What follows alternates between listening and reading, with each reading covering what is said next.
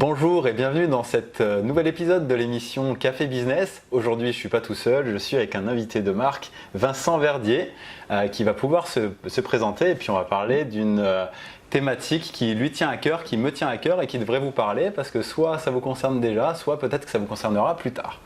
Vincent, merci d'être l'invité de mon Café Business aujourd'hui. Merci à toi.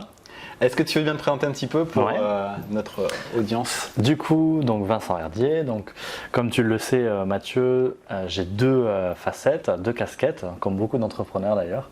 La première, je suis freelance en web marketing, donc j'accompagne des TPE-PME à se développer avec Internet et donc je les aide à faire pour elles certaines choses. Et en parallèle, j'ai un centre de formation à distance où là, je transmets plutôt aux TPE-PME les compétences pour faire elles-mêmes ce qu'elles ne peuvent pas sous-traiter à des prestataires. Ok, tout simplement. D'accord. Alors, je t'avais dit qu'il n'y aurait pas de question piège, mais j'en ai une petite quand même pour commencer. Allez, c'est une question qui me plaît beaucoup. C'est pourquoi tu fais ce que tu fais? Eh bien, je dirais que je suis arrivé un petit peu dans l'entrepreneuriat un peu par hasard, parce que pendant mes études, je n'étais pas du tout satisfait de ce que j'apprenais, de mes études, etc. J'ai fait une école d'ingénieur et donc je m'ennuyais et Google était là et Google permet quand même assez facilement de trouver de l'information et je suis tombé un peu par hasard sur des notions de marketing. J'ai trouvé intéressant ce côté un peu psychologie, réflexion sur la psychologie humaine, le comportement des personnes, etc. Et j'ai creusé un petit peu le sujet. Et j'ai eu en parallèle, quasiment au même moment, des cours de marketing alors traditionnels en école d'ingé et ça m'a vachement passionné. J'ai adoré l'aspect stratégique, en fait, études de marché et réflexion après stratégique par rapport à ça. Et de là est venu un peu naturellement le côté les missions que je gère le plus aujourd'hui, c'est-à-dire la partie stratégique et gestion de campagne publicitaire sur Facebook et Instagram. Parce que j'avais besoin d'essayer un petit peu à ma façon ces outils et donc j'ai lancé très rapidement un petit business où je vendais des babioles en ligne sur un petit site e-commerce et donc je lançais mes premières campagnes comme ça Facebook et c'est comme ça que j'ai démarré. D'accord. Et après j'ai trouvé des clients et voilà. Ok, c'est marrant parce que du coup, moi c'est un peu pareil, c'est des cours de marketing, une idée comme ça, et puis on commence toujours par lancer un petit business un peu, pas tout pourri, mais un peu bidouillé, on fait ce qu'on peut quoi, parce qu'il faut bien commencer quelque part, et finalement après on évolue, on rencontre d'autres gens, on fait d'autres choses, c'est ça. Et ça devient des vrais business quoi. Exactement, et c'est exactement en plus comme ça que j'ai fait mon réseau. Au départ, tu connais personne, donc voilà. Et après, tu te renseignes, tu discutes avec des gens en ligne ou qui sont près de chez toi finalement. Et puis c'est comme ça que tu avances quoi. Et du coup, tu dis c'est comme ça que tu as fait ton réseau, mais comment ça s'est fait du coup par rapport à… C'était le fil de rencontre parce qu'en fait, j'étais donc moi à cette époque-là, il y avait un statut qui s'appelait étudiant entrepreneur, donc qui permettait d'être étudiant et entrepreneur à la fois. Donc c'était un bon compromis pour pouvoir allier études et entrepreneuriat. Et donc c'était le début, en plus ça venait de se lancer, c'était la première année. Donc l'école où j'étais cherchait des étudiants entrepreneurs pour pouvoir rentrer dans ce processus. Donc j'ai candidaté avec un petit projet qui a vu le jour mais qui a vite fermé puisqu'en fait c'était une plateforme de covoiturage de colis entre particuliers. Mais bon, j'avais pas à l'époque conscience de tout ce qu'il fallait avoir pour pouvoir mener un projet comme ça et du coup ça a vachement plu, donc ils m'ont accepté et ça m'a permis d'accéder à des espaces de coworking et donc de rencontrer des indépendants qui étaient déjà lancés, qui vivaient au quotidien de leur métier, d'autres qui démarraient et qui avaient du mal à vivre de leur métier comme souvent, et donc en fait tu discutes avec les gens, tu écoutes des problématiques, c'est un peu la base du marketing, c'est d'écouter le besoin des gens et de là commencent à naître des relations avec les gens et puis des besoins que tu dis ah tiens je pourrais peut-être vous aider sur ça et puis voilà tu commences à trouver tes premiers clients comme ça quoi. Ouais, donc finalement tu as commencé à devenir freelance et tu t'adresses aussi aujourd'hui, alors pas seulement mais une de tes cibles c'est les gens qui veulent devenir entrepreneurs aussi, qui veulent devenir freelance. qui cherchent à se lancer à leur compte. Et comme tu dis, il y en a qui arrivent plus ou moins, il y en a qui arrivent. C'est toujours difficile, quoi. On peut jamais prévoir vraiment ce que ça va donner, si on est fait pour ça. C'est ça. Et comment toi tu ressens les gens que tu vois qui se lancent? Pourquoi ils se lancent en freelance? Pourquoi ils veulent devenir freelance la plupart du temps? C'est quoi leur motivation?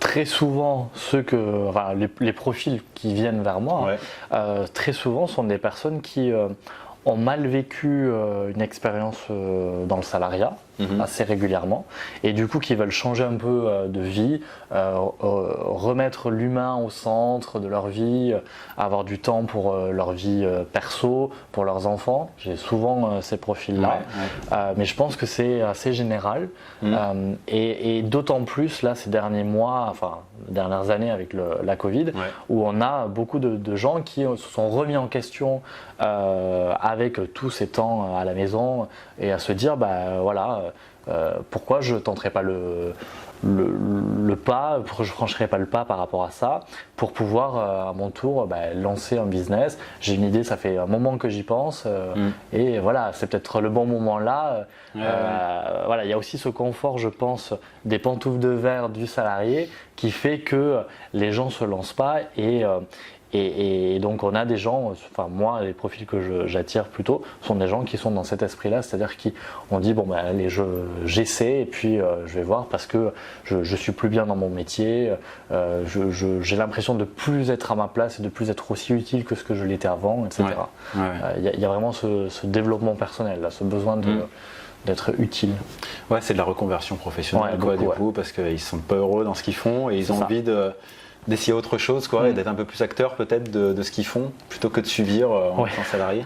Je fais un peu le même constat que toi du coup et je pense j'ai l'impression qu'il y a quand même deux facettes. Il y a toute cette facette là et du coup c'est un peu tes clients, c'est un peu les miens aussi. Et en même temps il y a une autre facette mais qu'on voit pas forcément en tant que clientèle, mais je pense qu'elle existe beaucoup et c'est ce qu'on a été nous, c'est de se lancer en même temps que les études en fait.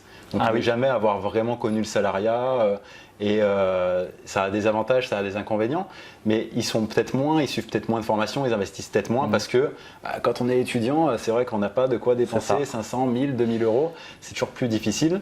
Mais c'est peut-être plus long de se lancer aussi en étant étudiant. Moi, je me dis que, tu vas me dire ce que tu en penses, je me dis que quand on commence et qu'on est étudiant, on a plus le temps de faire des erreurs et donc on va progresser surtout par les erreurs qu'on va enchaîner et on va progresser comme ça, mais ça va prendre plus de temps et on ne connaît pas encore forcément notre valeur sur le marché, la valeur d'un vrai salaire, etc. Alors que les gens qui se reconvertissent, ils quittent peut-être un job où ils s'étaient payés, 1700 euros. Donc tout de suite, ils vont avoir quand même cette idée il faut que je regagne l'équivalent, par exemple, plus. Et rapidement. Et plus rapidement du coup que quelqu'un d'autre, donc il va être capable de se former peut-être, typiquement on fait de la formation tous les deux, c'est des gens comme ça qui se forment pour gagner beaucoup de temps, et c'est vrai, ça fonctionne, parce qu'il y a aussi une famille à charge, il y a d'autres enjeux et c'est plus difficile quelque part la reconversion que de faire ses preuves tout seul en tant qu'ancien étudiant et nouvellement sur le marché du travail et d'avoir cette approche. Je suis complètement d'accord, et d'ailleurs je le dis souvent à des étudiants parce que j'interviens un petit peu devant des classes d'étudiants. Et en fait, effectivement, quand on est étudiant, on n'a rien à perdre. C'est-à-dire que de toute manière, on vit déjà avec pas grand-chose, on mange des pâtes tous les jours. Donc finalement, gagner plus, c'est bien. Et au pire, tu ne gagneras pas moins parce que de toute manière, tu as un petit parachute avec les petites aides que tu peux avoir à droite à gauche et cette prise de risque que tu peux avoir quand tu es étudiant, que tu peux peut-être moins te permettre effectivement quand tu as une famille, quand tu as eu l'habitude d'un certain train de vie aussi, parce que c'est souvent ça. Et donc du coup effectivement c'est pas la même approche. Après, je pense qu'effectivement, comme l'étudiant il a rien à perdre, c'est sûr que c'est pas forcément lui qu'on va voir, parce que du coup il a le temps d'apprendre, il a le temps de faire des petites erreurs aussi et de tirer des conclusions. Cela dit, avec du recul sur ma propre expérience, je regrette de ne pas avoir été salarié un an. Ah oui. Pour pouvoir me rendre compte de ce que c'est vraiment et d'avoir peut-être certains fonctionnements différents et une philosophie différente de celle que j'ai aujourd'hui. Je pense que ça aurait été intéressant. Ouais, ça doit apporter quand même une expérience, qu'elle soit bonne ou mauvaise, mais au moins on peut comparer aussi les choses. Ouais, complètement, je te rejoins un peu là-dessus aussi. Ok. Et du coup, tu crois que pour toi, c'est quoi les principales difficultés que va avoir quelqu'un qui se lance? Déjà, c'est quoi son parcours peut-être à partir du moment où on se dit ok, je veux devenir salarié, peut-être plutôt en mode reconversion vu que c'est ce qu'on connaît le mieux, on va dire, de par nos clients. Ça va être quoi son parcours de pensée et d'action qu'il va devoir mettre en place, et c'est quoi vraiment les points extrêmement importants et potentiellement là où on n'y arrive pas, quoi. Ouais. Bah, le gros problème que je constate, c'est que tous les gens qui se lancent comme ça, dans le cadre d'une reconversion, sont tout de suite sur de l'opérationnel. C'est-à-dire qu'il faut que je trouve des clients, il faut que j'ai une page Facebook, une page Instagram, il faut que j'ai un site web, etc. Mais ils n'ont pas forcément pris le temps de travailler l'offre de leurs produits, c'est-à-dire pourquoi je vends ça et est-ce que ça répond à un réel besoin. Donc en fait, très fréquemment, je remarque et je constate qu'ils bypassent complètement la phase amont du lancement d'une offre et d'une entreprise. Ouais. C'est-à-dire qu'on ne prend pas le temps de définir son tarif et de pourquoi je le définis comme ça. On ne prend pas le temps de faire à minima une synthèse d'études de marché. Mes cibles, c'est tout le monde.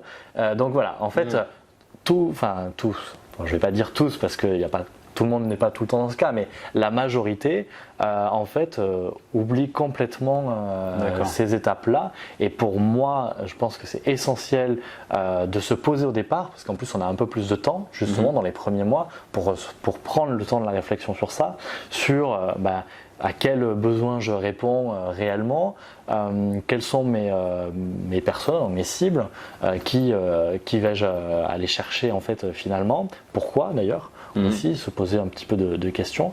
Et puis c'est on a mis ça en place dans la formation justement à la création d'entreprise, c'est pourquoi je me lance. C'est aussi répondre à la question de oui, je peux très bien redevenir salarié.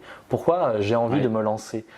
C'est aussi ça la question à se poser, parce que ça fait sens sur la suite aussi. Okay. C'est un alignement entre voilà, mon intérieur, ce que j'ai envie, et puis la réalité aussi du métier. Et aussi ça permet de faire un peu un bilan sur ok, je suis prêt à accepter alors certaines contraintes de l'entrepreneuriat, comme certains avantages. De toute façon, il y a avantages et inconvénients pour les deux camps, salariés ou entrepreneurs, donc il n'y a pas de souci par rapport à ça. Mais voilà, c'est vrai que c'est les étapes un peu essentielles au départ que je trouve qui manquent pour beaucoup. Oui, donc souvent ils sont peut-être obligés d'y revenir au bout d'un moment après avoir galéré. Du coup, tu perds du temps. C'est sûr. Donc c'est dommage. Et, mais du coup, je me dis, moi typiquement, tu vois, il y a beaucoup de rédacteurs web donc ils sont déjà en phase de reconversion et puis ils viennent me voir pour du SEO après. Donc je les ai pas exactement au même moment que toi, ils ont déjà validé leur projet, on va dire. Mais quand tu es rédacteur web ou graphiste ou développeur, on peut avoir l'impression que ces questions-là sont moins importantes que quand on veut sortir un produit qui va être acheté par des gens et où du coup le travail marketing doit être beaucoup plus précis sur quelle est ma cible, etc. Parce que là finalement, je suis rédacteur ou je suis référenceur, peu importe ma cible, moi je veux une cible qui a du budget et qui veut faire appel à moi pour développer son entreprise, tu vois. Pourquoi ça suffit pas ça, et pourquoi il faut aller plus loin selon toi? En fait, c'est vrai que du coup, je pense que comme tu dis, on a plus conscience de ce besoin de travailler ces aspects-là quand on lance un produit genre nouveau, personne connaît, parce qu'on se dit tout le monde va pas vouloir l'acheter. Mais pour autant, un développeur, tout le monde ne fait pas appel à un développeur, tout le monde ne fait pas appel à un rédacteur, un graphiste, c'est pareil.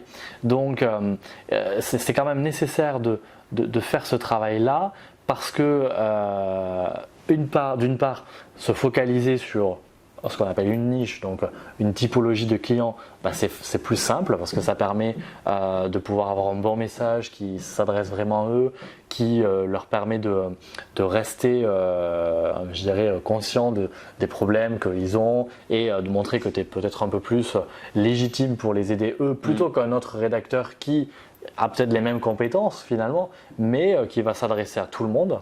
Et donc c'est ça, c'est un peu l'idée de concentrer ses efforts et sa com sur un profil type.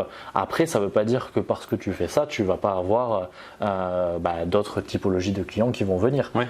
Ça n'a pas d'impact, mais c'est sûr que tu attireras plus facilement certaines typologies. Et puis du coup, ça permet de plus facilement prospecter, je dirais, dans une démarche où tu vas rechercher des profils types par rapport à ça. C'est surtout pour ça en fait que c'est intéressant et que ça mérite de réfléchir au départ, même sur de la prestation de service, puisque c'est ça en fait, ça mérite de réfléchir sur ça. C'est important. Oui, dans tout l'aspect démarchage et puis savoir exactement ce qu'on va proposer à son client cible et quels sont ses besoins exacts, ça va avoir un gros avantage de le faire. On peut y arriver sans, mais on va compliquer un peu la vie. On va parler à tout le monde. Donc quand on parle à tout le monde, généralement on parle à personne parce que personne ne se reconnaît vraiment dans ce qu'on fait. Ok, rédacteur web, ok. Mais par contre, si on est rédacteur web pour des e-commerce dans les produits de soins naturels parce qu'on aime tout ce qui est bio, etc., là, c'est plus parlant et ça va mieux fitter avec la personne pour travailler aussi parce qu'il y a les compétences, mais les compétences, on ne les connaît pas forcément tout de suite quand on embauche un freelance. Donc avant tout, c'est la relation humaine qu'il va y avoir et à quel point on se sent proche de la personne et on a confiance en elle, quoi. Donc plus il y a d'éléments communs, plus ça va être simple d'avoir confiance dans la personne, quoi. Créer de la confiance avec ses prospects, c'est la clé au départ. Parce que les gens ne te connaissent pas, pourquoi toi plutôt qu'un autre comment tu choisis factuellement deux prestataires différents, quelqu'un qui ne maîtrise pas le domaine plus que ça, parce que si tu fais appel à un rédacteur web, c'est qu'a priori tu ne maîtrises pas forcément la rédaction web, donc tu ne vas pas pouvoir évaluer les deux prestataires sur leurs compétences, puisque de toute manière tu ne sais pas les compétences qu'il faut, si ce n'est dire ok, il faut qu'il soit bon en SEO, mais bon, ça veut dire quoi bon en SEO. Donc tu vas regarder quoi? Tu vas regarder sa présence en ligne. Est-ce qu'il y en a un qui est déjà plus présent en ligne que l'autre? Quand je tape son nom et son prénom, qu'est-ce que je trouve? Déjà, ça c'est un point de comparaison. Les avis, est-ce qu'il y a des avis écrits? Parce que ça aussi, ça te permet de juger un petit peu la qualité de l'un ou de l'autre des prestataires. Et après, tu vas regarder aussi son discours. Comment il s'adresse à moi et qu'est-ce qu'il me dit? Est-ce que ça match ou pas? Finalement, la décision d'acheter ou de faire confiance à un prestataire, elle se base surtout sur des éléments comme cela. Oui, c'est sûr. Pas vraiment sur les compétences. Et c'est un peu pareil de toute manière dans la majorité des cas. Genre si tu es salarié, en général tout le monde postule, tout le monde a les mêmes compétences, tout le monde sort à peu près de la même école, donc au final qu'est-ce qui fait la différence? C'est l'humain, l'humain, le savoir-être, et voilà. C'est un peu pareil sur le freelance au final.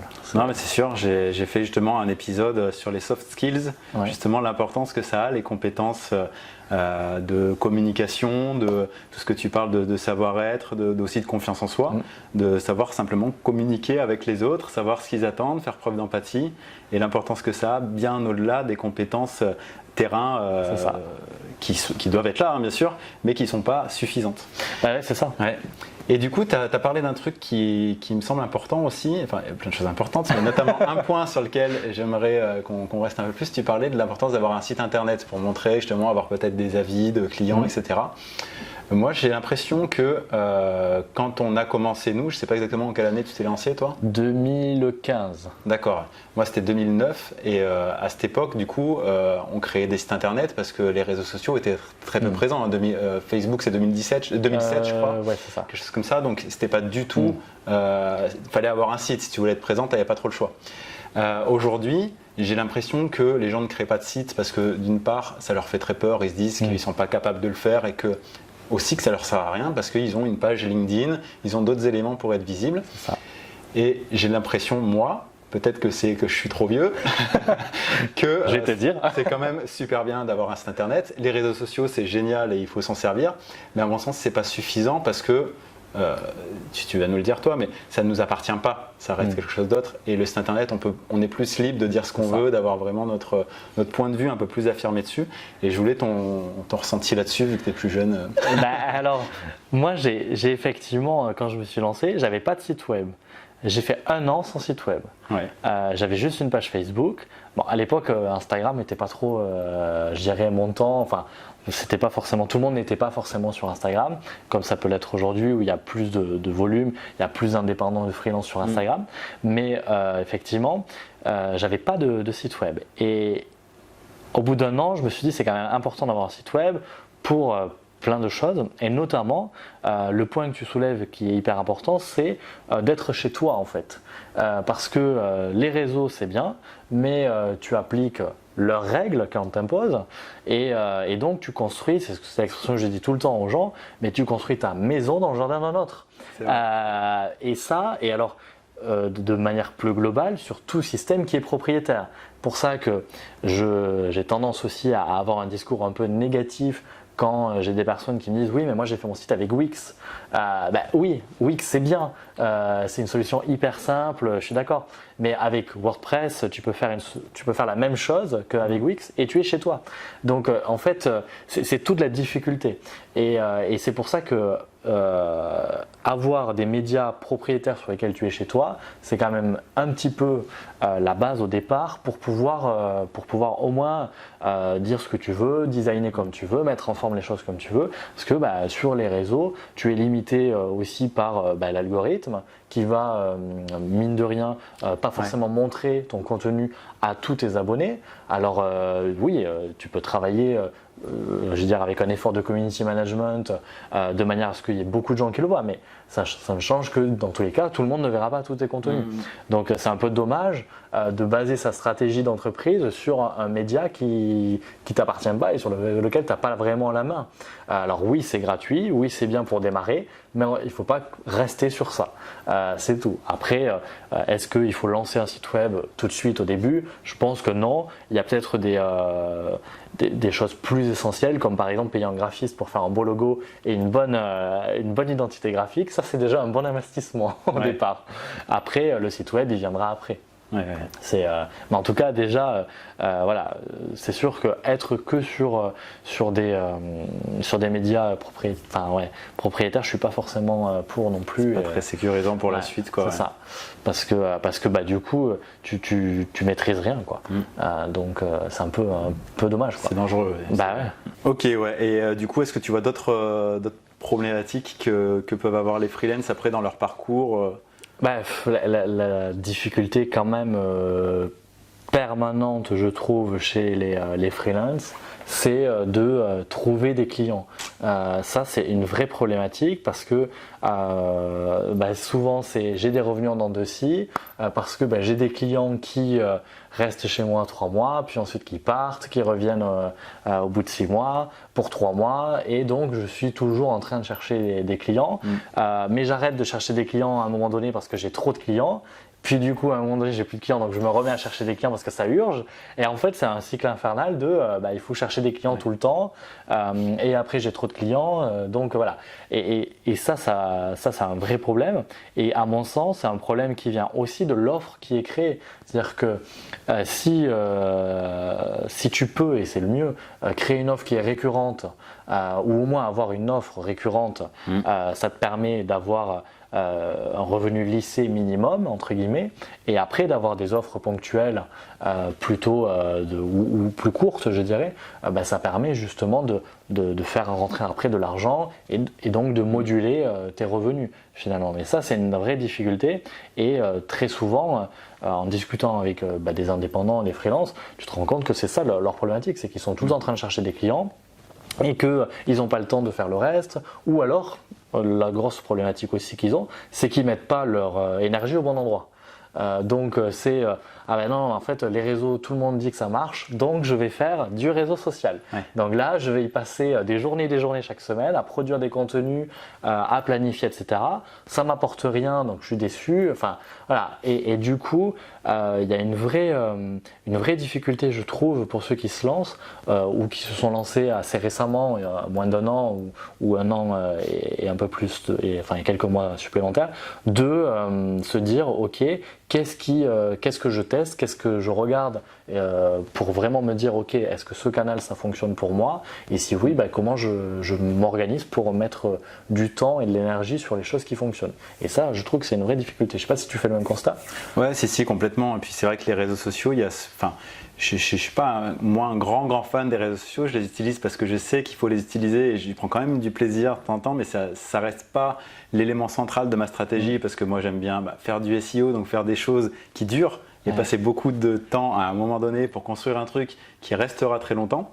Donc les réseaux sociaux, c'est pas exactement la même approche, mais c'est super important et ça apporte plein d'autres choses. Ça apporte, même comme on fait ici, c'est une interview, c'est plus proche des réseaux sociaux que du référencement naturel parce que on le fait un coup et ok, ça va être sur YouTube ou sur les trucs de podcast pendant longtemps, mais bon, la majorité des gens vont le voir au moment où ça va sortir surtout, mais ça va permettre d'avoir une proximité, de savoir comment on pense, d'aller un peu plus profondément dans les sujets. Donc il y a plein d'autres intérêts. Mais c'est vrai que je fais le même constat que toi, les réseaux sociaux, ça donne une image du monde qui n'est pas le monde dans lequel on vit vraiment. Ouais. Mais sauf que quand on se lance, on ne le sait pas et on se fait un peu avoir. Et si tout le monde fait de la communication sur les réseaux sociaux, c'est bien que ça leur apporte des clients, donc il faut que je fasse pareil. Et c'est là où il y a un petit problème entre le perçu et la réalité. C'est que oui, il y a beaucoup de gens qui galèrent et qui du coup font des réseaux sociaux pour essayer d'avoir des clients, mais est-ce qu'ils en ont vraiment? Et là, c'est différent. Et peut-être qu'il y a des choses qu'il faut faire dans lesquelles on est un peu moins confortable, parce que finalement les réseaux sociaux c'est difficile de publier au début, mais après on est dans une espèce de zone de confort. On trouve peut-être pas de clients, mais on continue de le faire, j'ai l'impression. Alors que peut-être qu'il y a d'autres solutions, juste sortir de chez soi et aller rencontrer d'autres entrepreneurs, où finalement on met beaucoup moins d'énergie et on va avoir beaucoup plus de résultats, je pense, sur des trucs aussi simples que ça, sans forcément passer par des plateformes, etc., qui peuvent être des bonnes solutions aussi. Oui. Mais il ne faut pas oublier les éléments humains de base. Ouais, c'est ça, exactement. Comment s'il n'y avait pas Internet, tu ferais pour vendre quoi, finalement, voilà. C'est ça. Moi, je me rappelle, sur les premiers mois de lancement, parce que dans toutes les villes, tu as plein de réunions d'entrepreneurs, tu as plein d'événements, même les petites. On n'est pas dans une grande ville ici, et pour autant, tous les soirs, tu pouvais faire une réunion d'entrepreneurs et rencontrer de nouvelles personnes, etc. Tout à fait. Et mine de rien, ça te permet vraiment de faire ton réseau au départ, et après les gens en discutant, et c'est là le cœur d'une relation humaine, c'est que quand tu connais un petit peu une personne, que tu discutes un petit peu avec elle, que ça passe bien, etc. À un moment donné, c'est au fait Vincent, tiens, j'ai entendu parler d'eux, ça t'intéresse? Et puis voilà. Et en fait, c'est ça aussi qu'il faut faire. Et s'entourer, c'est d'ailleurs, je sais plus où je l'avais lu, mais sur un livre ou sur un magazine, mais en gros, une des clés qui fait la réussite d'un freelance ou d'une entreprise, c'est la qualité du réseau qu'il a. Et c'est vrai, parce qu'en fait, si tu n'as pas dans ton réseau des personnes à qui tu peux éventuellement confier une problématique réelle que tu as sur ton métier sans être jugé et sans, je dirais, qu'on te pique entre guillemets tout ce que tu as, eh ben c'est dommage parce que du coup, l'entrepreneur par nature, il va être confronté à des problématiques au quotidien auxquelles il doit trouver des solutions plus ou moins rapidement selon les cas. Et si tu n'es pas capable de t'entourer de personnes à qui tu peux des fois dire écoute, là j'ai ce problème, j'ai creusé, je trouve rien, est-ce que tu as déjà rencontré ce problème? Et comme par hasard, oui, tu as déjà rencontré ce problème. Donc voilà, l'avantage c'est aussi de s'entourer d'entrepreneurs un peu plus expérimentés qui ont quelques années de plus parce que ça fait la différence dans un business et dans la vie de l'entrepreneur. Et ça, c'est hyper important. Ouais, complètement. C'était un épisode du podcast d'il y a 2-3 semaines. C'était justement tout ça et c'est l'importance de s'entourer, tu l'as très bien dit. D'ailleurs, c'est comme ça qu'on s'est rencontrés aussi. Moi, quand je suis arrivé à Bourges, je connaissais personne dans la région et même si je cherchais pas forcément de clients comme ça, je cherchais quand même des relations entrepreneuriales pour pas être. Il y a le problème de la solitude aussi quand on est entrepreneur. C'est quand même bien de pouvoir avoir des gens avec qui discuter, soit de ces problématiques, soit juste aussi pour la culture générale, pour l'intérêt, pour rencontrer des gens qui ont un peu la même fibre que soi. Et du coup, c'est comme ça qu'on s'est rencontrés dans un cowork en fait. C'est ça. Alors que j'aime pas du tout travailler dans un cowork parce que moi, j'ai besoin de mon bureau au calme, que personne vienne me déranger. Mais pour sociabiliser, c'est bien aussi. Et finalement, on s'est rencontrés, ça a bien matché. Et puis, c'est comme ça qu'après, on a pu discuter de problématiques, faire des repas, des cafés, etc.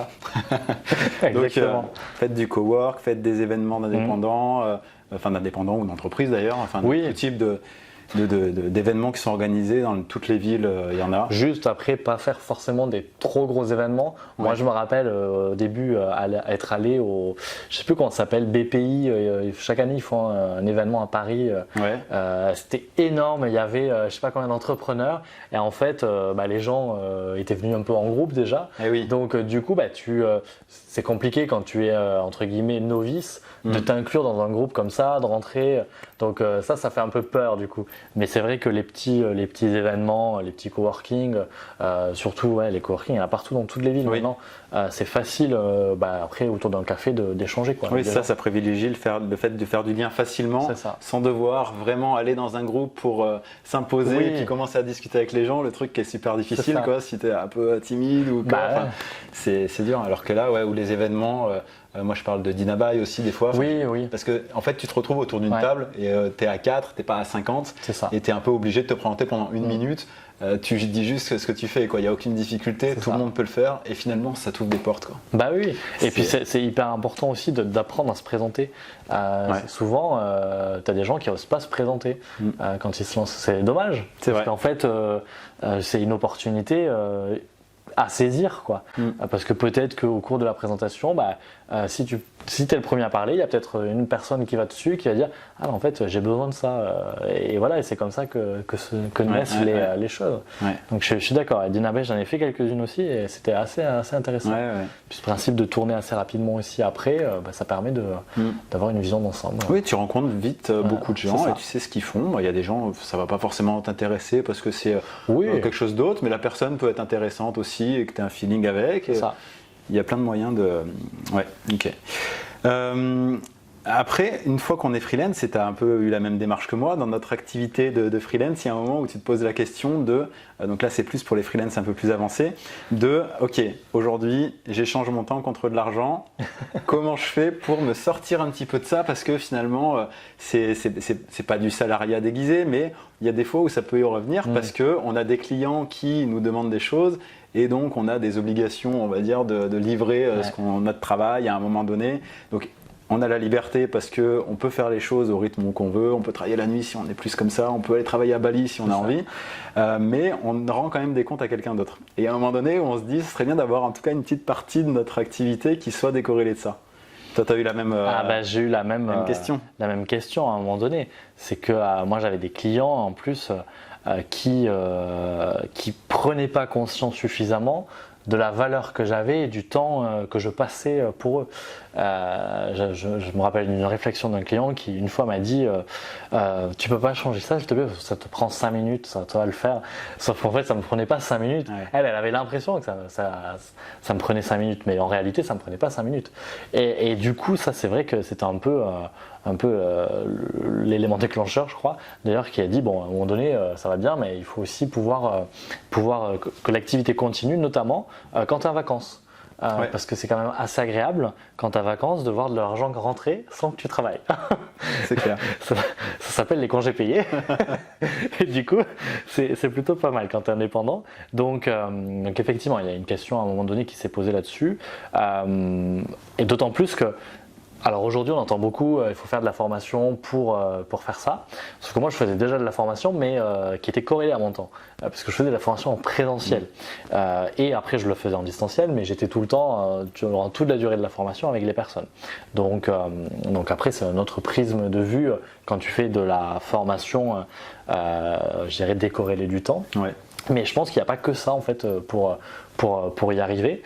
Il y a aussi d'autres possibilités, comme par exemple le fait de peut-être qu'il y a des personnes qui vont avoir une spécialité dans un domaine et qui voudraient lancer peut-être un nouveau produit, un petit des fois ce genre de business ça peut aussi fonctionner un petit peu en mode automatique si il y a des choses qui sont automatisées derrière. Comme tu le sais un petit peu, avec plusieurs entrepreneurs, on a lancé un site de vente de fleurs dédié pour les personnes qui sont endeuillées. Et en fait, nous, on a travaillé notre compétence clé qui était le marketing. Et derrière, tout le système est automatisé. Donc, en fait, en termes de gestion aujourd'hui, on a en gros un quart d'heure de gestion par mois. Les commandes, elles arrivent, elles sont traitées automatiquement, elles sont envoyées à nos prestataires parce qu'on a constitué. Donc, en fait, c'est ça. Et je pense que sur une activité, même une activité où on est en prestation de service, on peut arriver aussi à décorréler son temps de travail de son temps réel, je dirais, en peut-être sous-traitant aussi une partie de certaines choses, parce que à un moment donné, les journées font que 24 heures et il n'y a que 365 jours dans l'année. Et il y a aussi des vacances et du coup tu vas avoir un plafond de verre de clients à atteindre, quoi. Donc tu ne pourras pas prendre plus X clients. Donc l'autre possibilité c'est soit d'embaucher. Mais bon, embaucher, c'est pas toujours évident. Oui. On sait ce que c'est compliqué, c'est des coûts aussi importants. Donc des fois, déléguer à des prestataires, c'est aussi une bonne alternative. Ouais. Oui, c'est vrai qu'on voit beaucoup de choses, les revenus passifs, les trucs un peu magiques, la formation. Il y a des trucs à prendre, il y a des trucs à laisser. Et il n'y a pas que les trucs magiques qui font qu'on peut s'en sortir. C'est avant tout une question d'organisation finalement, et puis de savoir aussi ce qu'on veut faire. Parce qu'il y en a qui ne vont pas du tout vouloir déléguer. Mais c'est un cap à passer. Moi, j'étais pas prêt au départ aussi à déléguer. Je sais que c'était difficile au départ. Parce que la première personne à qui j'ai délégué, j'irais autant déléguer parce que je délègue beaucoup sur la partie formation finalement.